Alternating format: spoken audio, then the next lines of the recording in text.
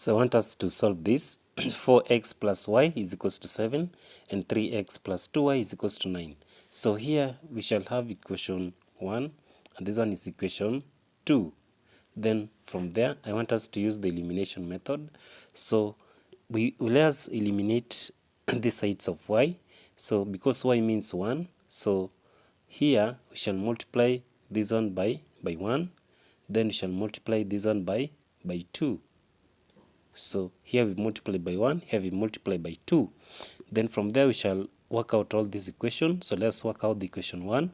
So 4x multiplied by 2, it is 8x plus 2 multiplied by y, it is 2y is equals to 2 multiplied by 7, it is 14. So then let's work out the equation 2 now. 1 multiplied the entire figure, that is just this one. So we shall have 3x plus 2y is equals to 9. Then from there, the equation that we are having, we shall do what? We shall subtract.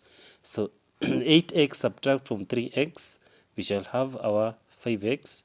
So this one goes it like that, because twice minus twice 0, then is equals to 14 subtract from 9 is 5.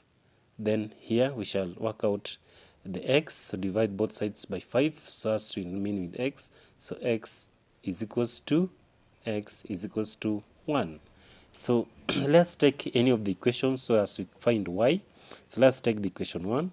So equation 1 says like this. Equation 1 says we have 4x plus y is equals to 7. So since x is 1, so 4 multiplied by 1 is 4.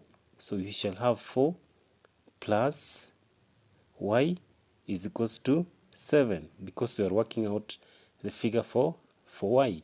So y is equals to, this 4 will move this side, becomes minus 4. So 7 minus 4 we shall have 3. So y is 3. So the answer is equals to, so our answer is equals to x is equals to 1 and y is equals to 3. And that is the answer.